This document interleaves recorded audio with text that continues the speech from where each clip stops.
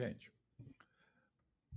Hoje nós vamos olhar para mais um texto de Atos.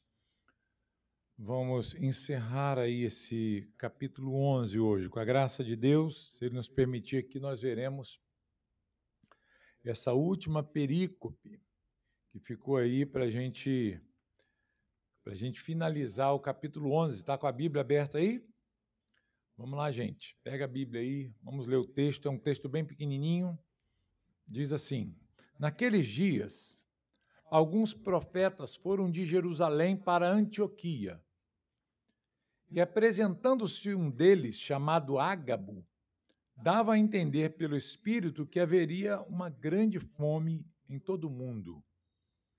Essa fome veio nos dias do imperador Cláudio. Os discípulos, cada um conforme as suas posses, resolveram mandar uma ajuda aos irmãos que moravam na Judéia.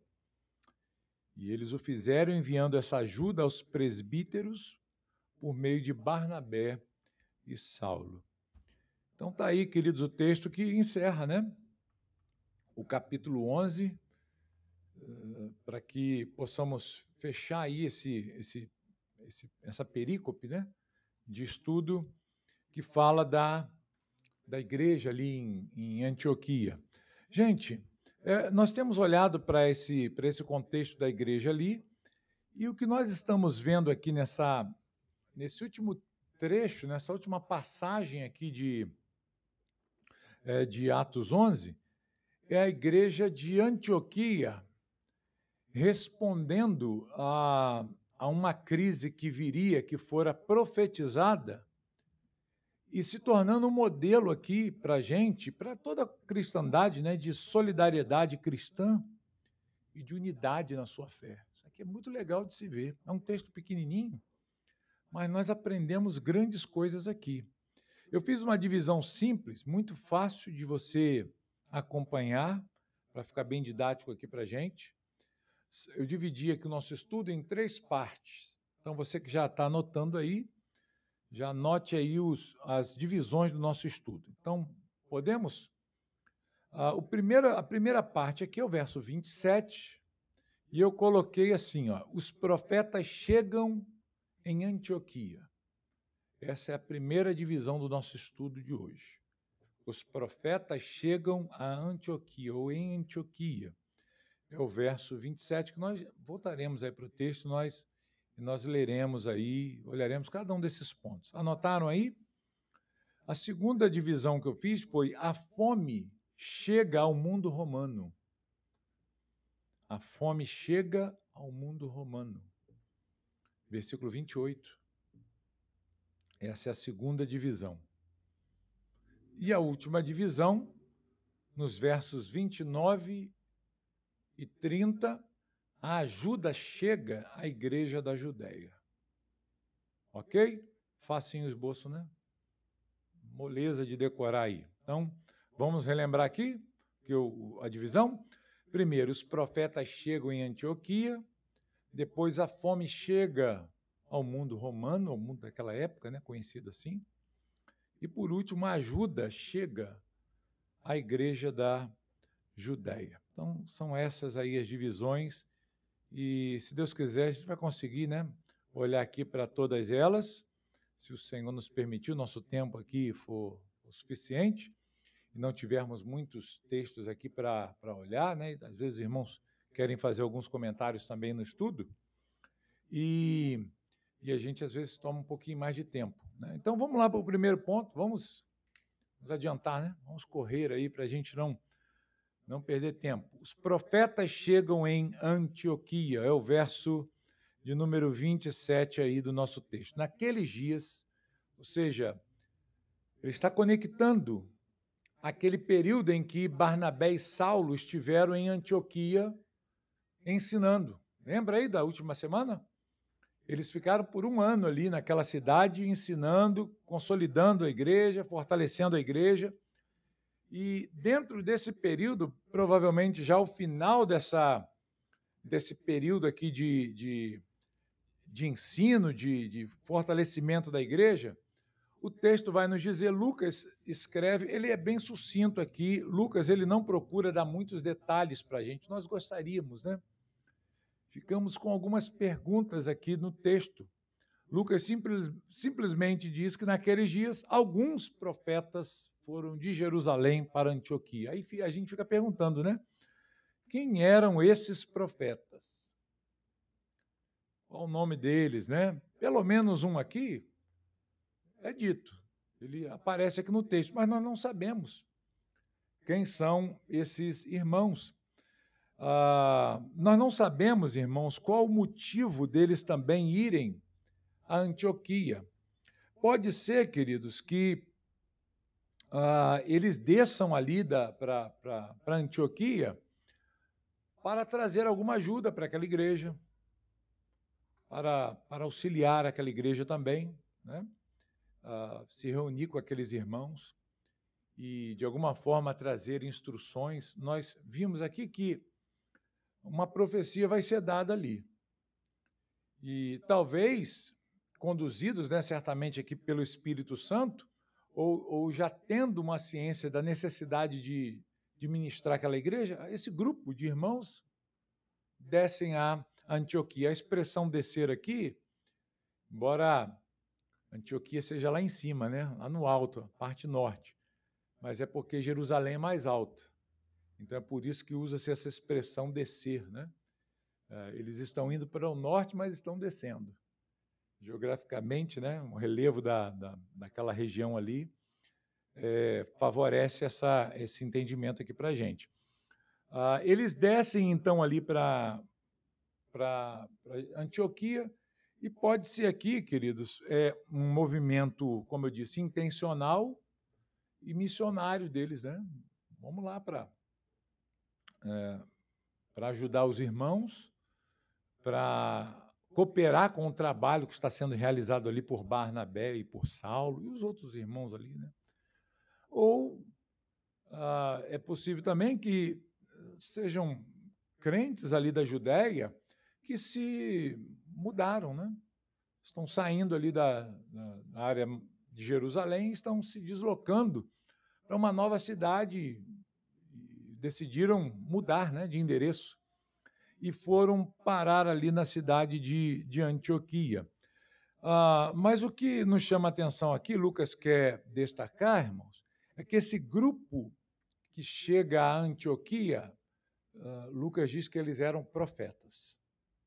Isso aqui é importante de nós entendermos, porque esses profetas, irmãos, eram homens que estavam fortemente conectados com a vontade de Deus, com o serviço do Senhor, para transmitir ao povo de Deus, à igreja, que no caso, algumas instruções, algumas orientações, algumas revelações específicas de Deus.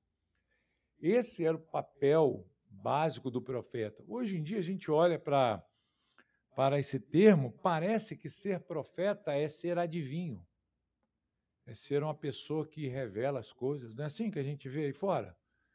As pessoas falando, fulano é um profeta, ele revela um monte de coisa. Ele fala o nome da pessoa, ele fala para a pessoa o nome dela, né? Como se ela não soubesse. Revela, tem profeta que revela até CPF agora, já viu isso?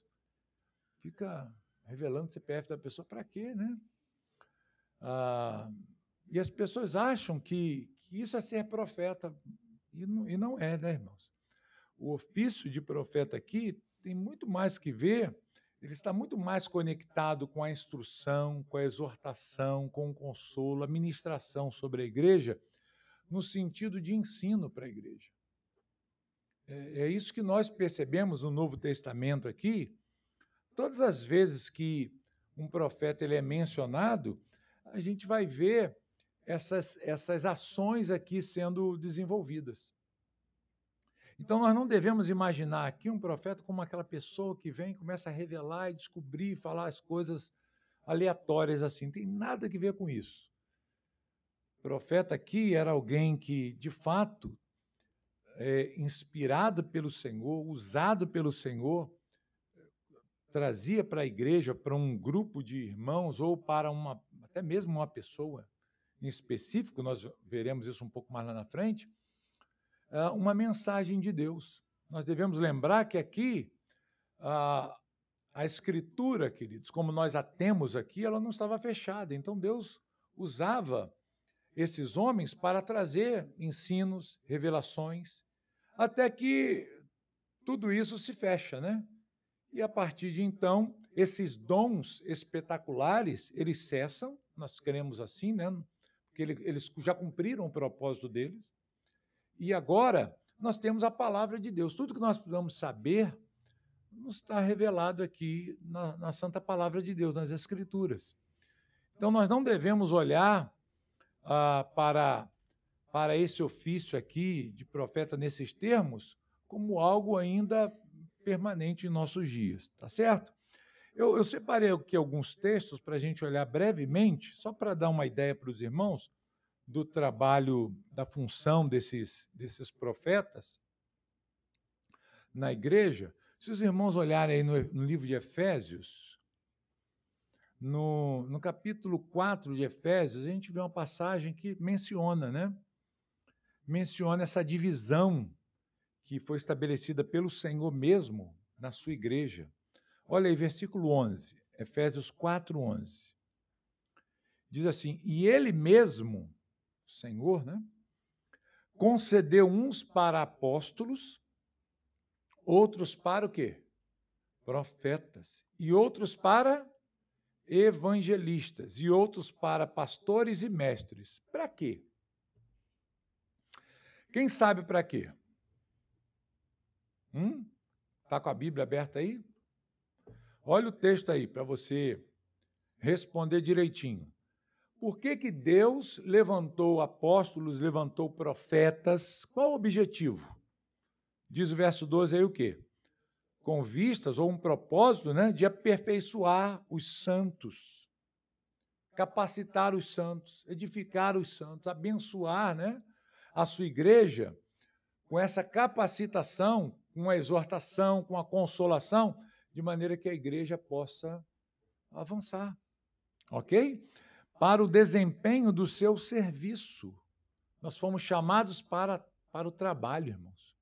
Nós fomos chamados para o serviço do Senhor. E Deus usa esses seus servos aqui para essa capacitação. É isso que está acontecendo aqui em Antioquia. Não foi isso que nós vimos na semana passada? Barnabé foi enviado para lá para ajudar aquela igreja. Mas ele viu que o trabalho ali era muito maior do que a sua capacidade. Ele viu, olhando, eu preciso de auxílio. E ele foi buscar quem? Ele foi buscar Saulo. E eles ali trabalharam intensamente, exortando, ministrando, falando, ensinando, com o objetivo de quê? Só para passar o tempo? Só para dizer assim, ó, trabalhamos a beça. Não viemos aqui ficar parados.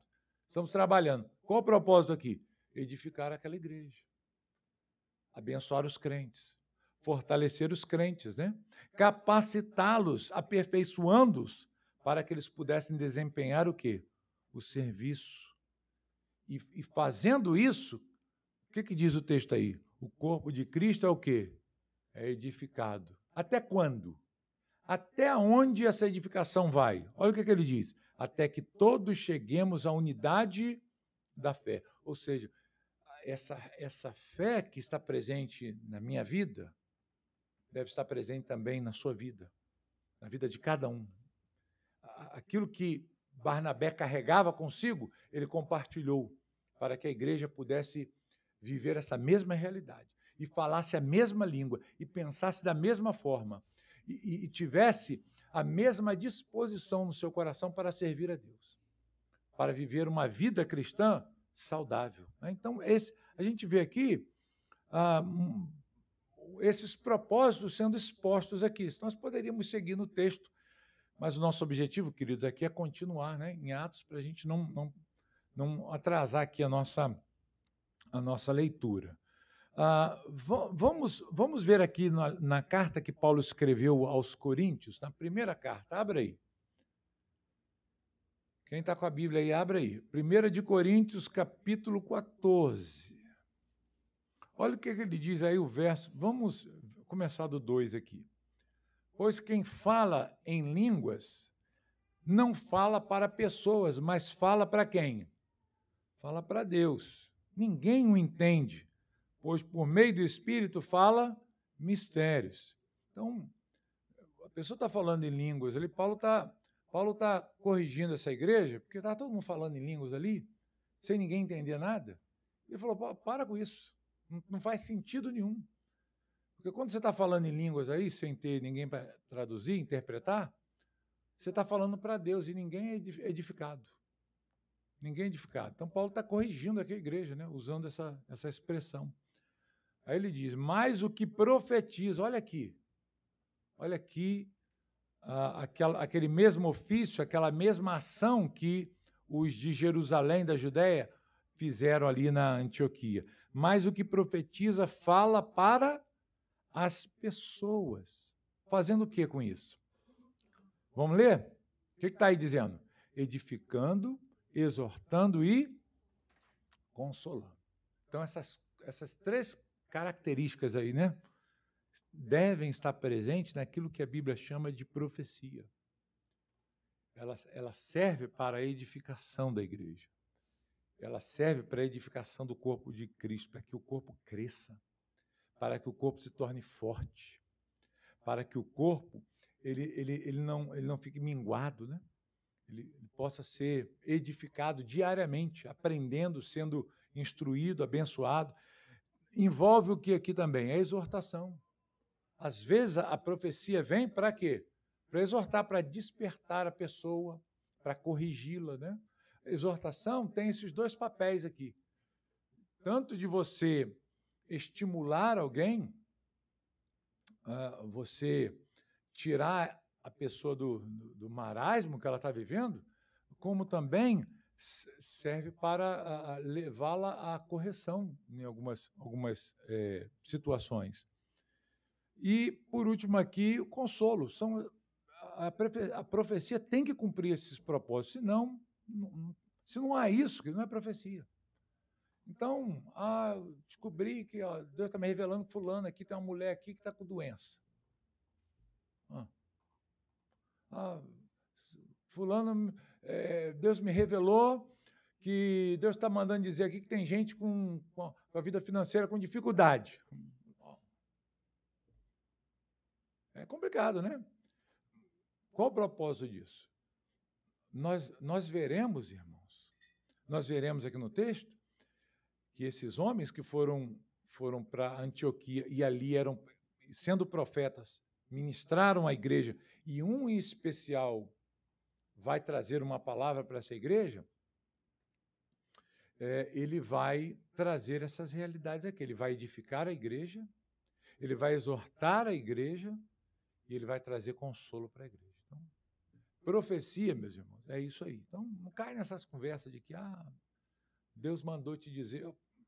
Mostra, então, o versículo, o capítulo, o livro, né? O capítulo, o versículo, meu nome está lá?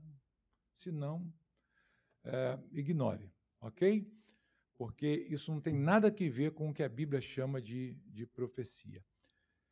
Então, está aí, queridos, eles descem, então, a Antioquia, e uma coisa que é importante a gente ver aqui, queridos, é assim, essa descida desses irmãos judeus, cristãos, para a cidade de Antioquia, para se reunir com aquela igreja, porque o texto está conectando os profetas à igreja de Antioquia. Então, Lucas não está dizendo que eles desceram para fazer negócios ali naquela cidade, para passear ou de passagem. O texto não fala nada disso, mas o texto mostra que houve uma conexão com a igreja. Então, isso aqui é importante da gente ver, que essa atitude aqui mostra que a igreja já não possuía mais aquele distanciamento, aquela reserva entre judeus e gentios. Você percebe que os irmãos estão transitando sem nenhuma dificuldade. Eles estão sem nenhuma reservas aqui. Não há reservas. Eles estão conectados com aqueles irmãos, eles entendem, nós somos parte da mesma igreja, embora estejamos em cidades diferentes, nós somos o corpo de Cristo. Nós somos judeus, vocês são gentios, mas nada nos impede aqui de nos reunirmos e ministrarmos a Deus culto e adoração ao Senhor. Então, isso aqui é legal de se ver, né? Eles chegam à cidade e eles cumprem esse papel de conectar essas duas igrejas que caminham geograficamente distantes umas das outras, ali, aqueles irmãos, mas em coração, em unidade, no espírito, estão juntos, estão unidos. Judeus e gentios reunidos e ministrando aqueles irmãos. Então, esse é o ponto aqui, queridos, que a gente precisa olhar. Entenderam aqui, gente? Facinho, né? Isso nos mostra que o Senhor está trabalhando através de irmãos lá de Jerusalém, também na igreja de Antioquia. Tá certo? Infelizmente, nós não sabemos, né? Muita coisa, quase nada desses outros irmãos, senão o Ágabo, que aparece aqui, inclusive aparece 2 vezes no nosso texto. Não nesse tema, mas no livro de Atos. Então vamos para o ponto 2 aí agora. Qual é o ponto 2? A segunda divisão. Primeiro nós vimos que os profetas chegam em Antioquia. Agora o que chega é o quê? O que vai chegar? A fome. A fome vai chegar. Aqui, irmãos, é mais ou menos, provavelmente aqui nós estamos falando do ano 40, mais ou menos. A forma como a gente vai ver aqui o próprio desenrolar, o caminhar da igreja, leva-nos a pensar aqui, a fechar uma data, ano 40, no máximo 41. Por que isso? Porque o texto diz aí, no versículo 28, que um desses homens, um dos profetas que chegaram, se chamava Ágabo, e ele então traz uma palavra para essa igreja. Ele traz uma profecia. Ele ministra para essa igreja. Ele traz ali esses aspectos, né, da exortação. Ele traz a correção para a igreja, né? Ele traz o consolo para a igreja.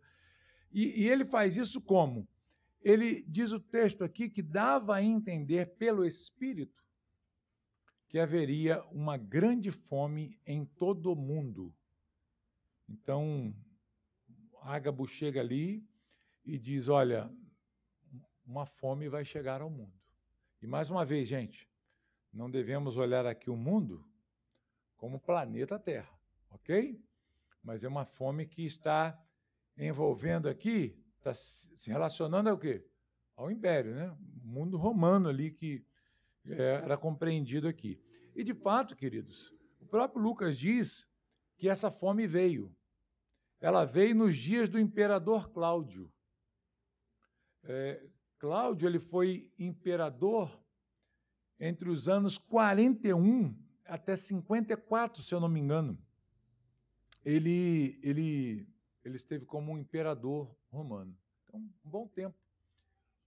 E a gente sabe, queridos, bem, pela maneira como Lucas escreve aqui, provavelmente Cláudio ainda não estivesse reinando, né? Não estivesse ali no domínio.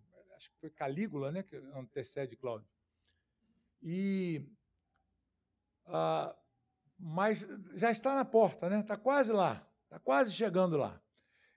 E essa fome, queridos, a gente tem relatos históricos de que ela chegou mesmo, e foi uma fome terrível.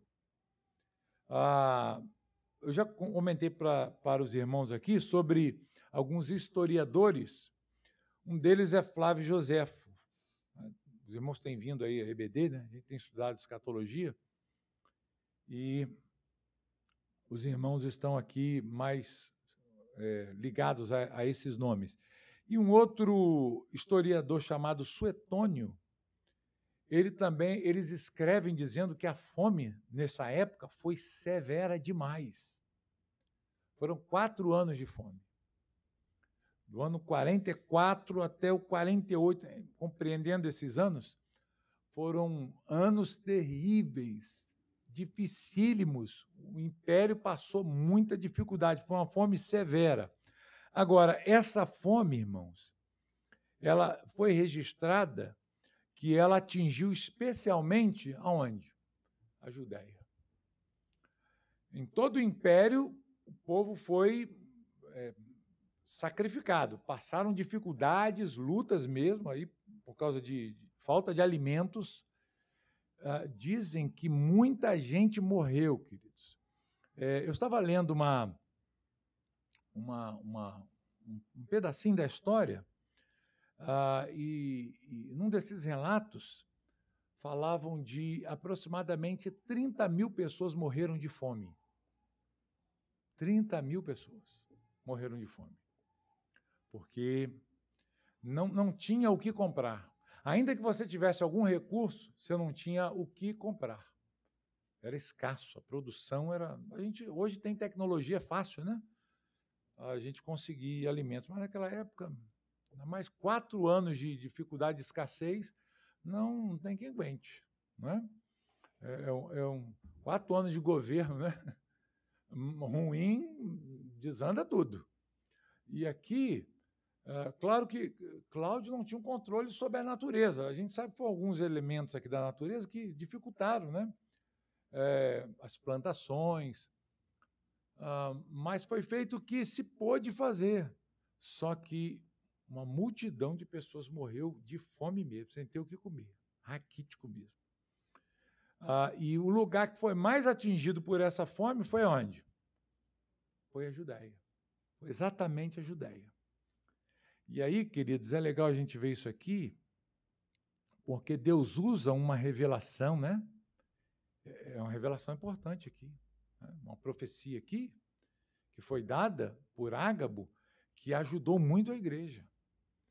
Para preparar o povo de Deus, para preparar a igreja, para não gerar no coração desses irmãos medo, pavor, mas levá-los à ação. Provavelmente, quando Ágabo profetizou isso aqui, foi uns 4 anos, digamos, antes da fome. Vai vir uma fome. E é interessante que nós temos visto sobre isso, né? São dos sinais, né? Das dores de parto. Estão lembrados lá do Apocalipse, que a gente tem estudado? Uma das coisas que Jesus profetizou que aconteceria seriam fomes severas em muitos lugares. E parece que a fome chegou, né? Exatamente nesse período aqui. A fome se estabeleceu no Império de tal maneira que devastou o Império Romano. Em Roma, muitas pessoas em Roma morreram de fome. Em Roma. Você imagina no restante do Império, os lugares mais distantes e menos supridos, né? Com mais difícil acesso à alimentação. Enfim, foi muito difícil. O que Deus faz aqui, irmãos? Deus usa um dos seus servos ali, que desce àquela cidade, para ministrar para a igreja, e num desses momentos, ele dava a entender pelo Espírito que iria chegar uma fome muito grande. E aí Lucas vai e bota a notinha, e realmente veio, nos dias de Cláudio. Como quem diz, você pode procurar na história que você vai ver. Os leitores mais próximos aqui de Lucas olharam isso aqui e entenderam logo. Foi aquela fome, né? Foi aquele período difícil que nós passamos. E aí, então, queridos, Deus usa esses profetas, e mais especificamente Ágabo aqui, para falar isso para a igreja. Qual o propósito disso? Vem aqui dizer que vai ter uma fome muito grande. Está chegando uma fome aí. Poderia até falar assim, a novidade, Jesus já tinha dito que ia ter fome mesmo. Qual o propósito? Simplesmente para falar por falar? Ele traz essa revelação, essa profecia aqui, com o objetivo de preparar os irmãos. Essa profecia de Ágabo, ela prepara os irmãos para que eles pudessem, quando enfrentarem ali aquela dificuldade, não se assustarem, não se apavorarem. E mais ainda, o que nos é dito aqui no texto, queridos? Nos é dito que a igreja ali de Antioquia, ela se mobiliza diante dessa mensagem, ela não fica parada, ela não cruza os braços e fala, legal, bacana, ou o culto hoje foi bacana. Ágabo falou um negócio lá, assustador, né? deixa quieto. Vamos voltar para casa, vamos continuar o trabalho, a vida normal, esqueceu tudo a palavra. Não é isso que eles fazem. Os irmãos ouvem aquelas palavras, aquela profecia que foi dada, e eles analisam, eles ponderam. O que a gente vai fazer com isso? Deus não falou isso à toa. Deus não mostrou isso por nada, só para, como faz lá o revelador de hoje, né? Dar o CPF da pessoa. Tem um propósito. E a gente vê, queridos, que essa igreja entende, não é verdade? Eles entendem. Vamos ver o que diz o texto aí? Olha o que diz o versículo 29, né? Que vai desenvolvendo isso, né? Os discípulos, quem são os discípulos aqui? São os apóstolos. Às vezes, apóstolos estão conectados com esse nome, né? Discípulo, mas não é o caso aqui, né? Está falando de quem aqui? Discípulos são os crentes ali da igreja, né? São os irmãos que estavam ali, faziam parte daquela igreja. O que eles fazem? Cada um, conforme as suas posses, resolve mandar uma ajuda aos irmãos que moravam na Judéia. Olha só. Olha o que eles fazem. Eles ouvem, após ouvirem essa profecia, eles já começam a se movimentar. Deus não mandou essa mensagem para a gente à toa. Deus falou isso, então nós temos que tomar alguma iniciativa. É provável que os irmãos da Judéia nem estivessem passando fome naquele momento. Ia chegar ainda essa fome. Mas esses irmãos, eles, ao ouvirem essas coisas, eles guardam no coração e falam, nós precisamos agir. Nós não podemos desprezar essas profecias. Eu não posso desprezar aquilo que Deus falou. Se Deus não nos deu essa informação, é porque Ele quer nos preparar para algo que virá. É para a gente ficar com medo? Não, não é para ficar com medo. É para que a gente se prepare. É para que a gente se programe. Para que a gente entenda que isso é o mover de Deus. É Deus que está fazendo. Essa fome não é algo simplesmente comum e não é produzida pelo diabo. É uma fome que o próprio Deus está trazendo. Ele que controla todas as coisas. E nós vamos passar por ela, nós vamos enfrentar isso. Porque nós somos igreja, não vamos enfrentar? Deus vai poupar a gente? Será que Deus falou isso aqui para eles, para dizer, olha, mas fiquem tranquilos que a fome é só pelo mundo romano, mas dentro da igreja nada disso vai acontecer? Será que é isso? Não tem lógica, né? O que Deus está querendo fazer aqui? Exatamente a ação que eles tomam. Eles olham para essa situação e eles falam, nós precisamos agir. Nós precisamos agora enviar para os nossos irmãos lá da Judéia um socorro. E a gente sabe, queridos, que a Judéia, ela, de fato, ela já enfrentava dificuldade, a igreja da Judéia. Por quê? Porque a igreja da Judéia foi a primeira a ser perseguida pelos judeus. Os judeus estavam perseguindo fortemente a igreja, no mundo inteiro. Aqui, irmãos, já estava assim um negócio começando a ficar insuportável. Você lembra que eu falei de Cláudio aqui? Nos dias de Cláudio, Lucas falou, essa fome veio nos dias de Cláudio, o imperador seguinte. Ou talvez já estivesse iniciando o seu reinado. E Lucas está só fazendo uma notinha ali. Mas é interessante porque no reinado de Cláudio é que acontece um problema muito sério, em Roma especificamente, causado pelos judeus. E adivinha o que foi? Adivinha o que os judeus estavam fazendo em Roma, bagunçando Roma? Com o que eles estavam implicando? Com quem? Com os crentes. Então, há uma carta que narra essa realidade aqui, esses fatos históricos, e o autor, eu não lembro se é Suetônio que fala isso, são tantos relatos, né, que a gente vai pesquisando e olhando, mas ele diz que Cláudio expulsou os judeus de Roma, botou para correr de lá, por causa de um tal de Crestus. O problema girava ali com os judeus com um tal de Crestus, e alguns especulam que é uma interpretação errada do nome de Cristo, né, do termo Cristo. Então, houve lá uma confusão, né? Então, dá-se a entender que é isso. E faz sentido, porque foi exatamente por isso que houve essa expulsão dos judeus de Roma. Vocês lembram quando Paulo ele se encontrou com Priscila e Áquila? Lembra disso? Eles estavam aonde? Lá em Roma, mas tiveram que ir embora, sair da cidade, por quê? Foi por causa do decreto. Aqui vocês não vão ficar, não, vocês estão arrumando muito problema. Então, os judeus arrumavam confusão em todo lugar com a igreja. Isso vai ficar pior, porque a gente já leu o sermão profético de Jesus, né?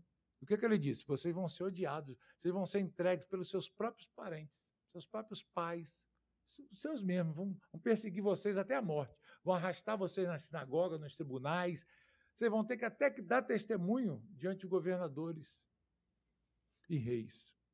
E isso vai acontecer. Mas começa onde, irmãos? Voltando, né? Fechando a janela aqui e voltando. Onde que isso começa? Em Jerusalém, na Judéia. Então, a igreja da Judéia foi a primeira a ser massacrada, perseguida, estava sofrendo, passando dificuldade mesmo, financeira. E os irmãos gentios, que não tinha nada a ver com Jerusalém, com o povo de Israel, ela não é de Antioquia, mas olharam para os irmãos da igreja mãe, né? E falaram assim, nós não podemos deixar os nossos irmãos desamparados. Paulo, inclusive, fala isso, né? Quando ele pede ofertas para levar para a Judéia, ele fala, é justo que vocês recompensem os judeus com o material, uma vez que eles deram o espiritual para vocês. Então, é justo vocês enviarem recursos para eles, ajuda para eles. E isso começa logo onde? Começa em Antioquia. A igreja que se desperta logo para isso. Vê essa situação e fala assim, olha, os nossos irmãos, essa fome, ela pode começar daqui a uma semana. Essa fome pode começar daqui a um mês, daqui a um ano, nós não sabemos. Talvez, como eu disse, ela tenha começado 4 anos depois. Mas os irmãos não sabiam. Falaram, pode ser que essa fome comece logo. Então, vamos fazer o seguinte, vamos reunir aqui os irmãos, vamos levantar uma oferta para os nossos irmãos lá da Judéia? Quem concorda? E o pessoal começou, não, eu concordo aqui. Quanto que a gente vai dar de oferta? O que o texto diz aí, irmãos? Como que eles davam essa oferta? Conforme com as suas posses. Era uma generosidade, mas uma generosidade proporcional à sua realidade.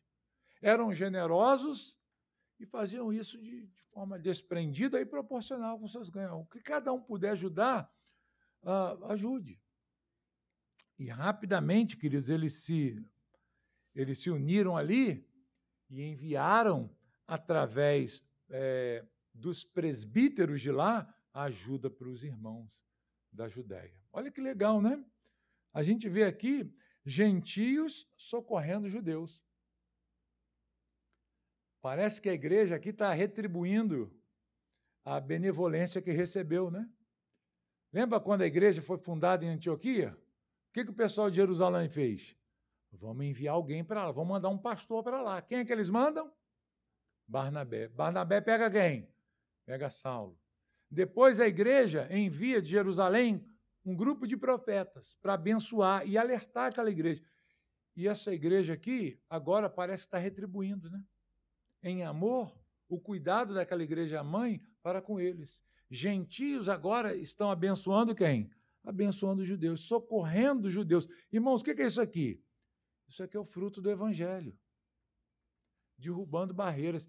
Aonde você poderia imaginar uma troca de bênçãos assim fora do evangelho? Aonde você veria um judeu disposto a ajudar um gentio de Antioquia? Aonde? Nem no sonho, né? Eu vou sonhar aqui, vou dormir, sonhar. Sonhei que um judeu estava ajudando um gentio de Antioquia. Nem no sonho.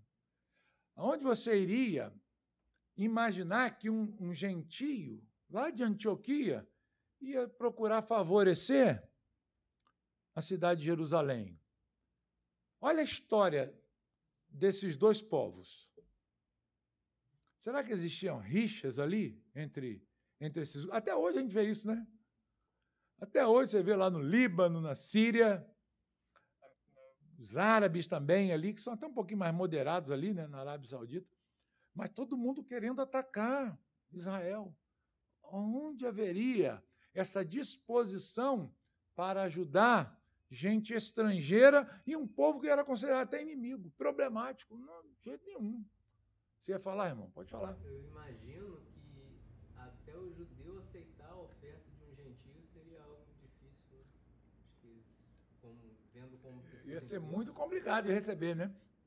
Ainda que o coração do gentio estivesse aberto, o judeu ia falar assim, não, isso está contaminado, isso aí, se entrar aqui em casa, vai contaminar tudo. Pensaria certamente assim. Quem é que está derrubando essas barreiras, irmãos? O Evangelho. Vai criando, né, laços aonde nunca se imaginou. Vai ministrando, vai juntando, vai unindo pessoas totalmente distintas aqui. Isso aqui é muito legal, gente, de ver as pessoas unidas por causa do Evangelho.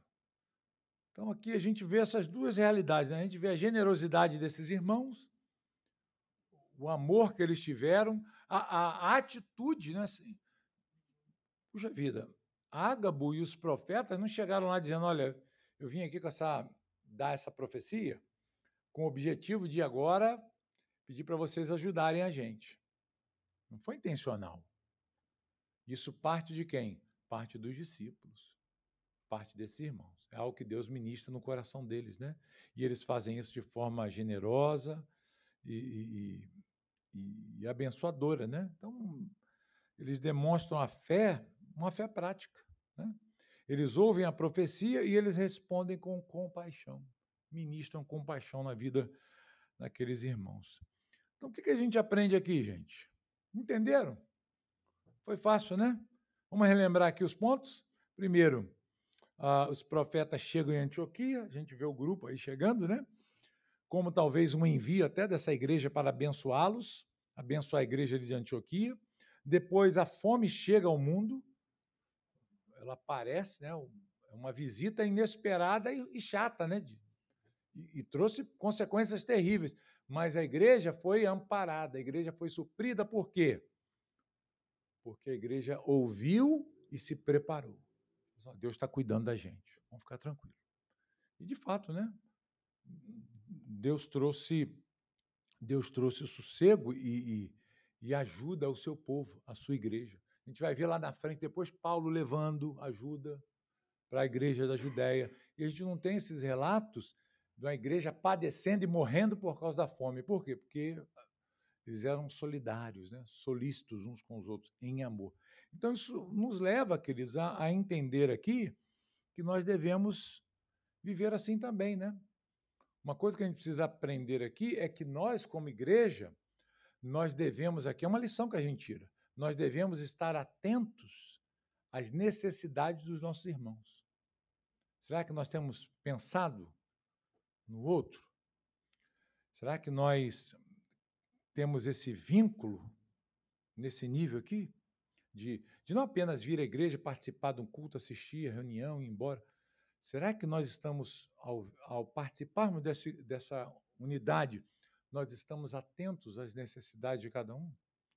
As lutas, as fraquezas, a inconstância, a falta de firmeza de alguns, e a gente, né, trazer ajuda não só financeira quando o irmão estiver passando necessidade, mas ajuda espiritual, exortação, consolo, uma palavra, preocupação. O irmão não tem vindo à igreja há tanto tempo. Tanto tempo que eu não percebo, irmão, que tem faltado tanto à igreja, eu vou lá na casa dele, eu vou fazer uma visita a ele essa semana. Liga lá pro irmão, né?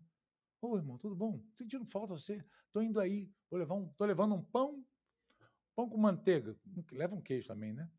Bom, pão com manteiga e queijo, né? Vem tomar um café junto, a gente bater um papo, saber o que você está longe, está distante, vamos conversar.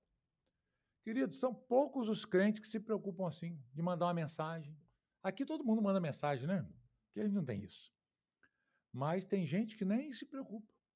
Se o irmão não vem à igreja, nem vi, nem sei o nome. Olha, ele é da igreja? Eu não sabia, não. Meu Deus! Desde quando? Eu estou aqui há 5 anos. Meu Deus! Como que eu nunca te vi? Talvez você quase não venha, né? Isso acontece em muitos lugares. E é assim que a igreja tem que viver? Não. A gente precisa cuidar uns dos outros, né? Olhar. Então, procure olhar ao seu redor e perceber, irmãos, ao seu redor os irmãos.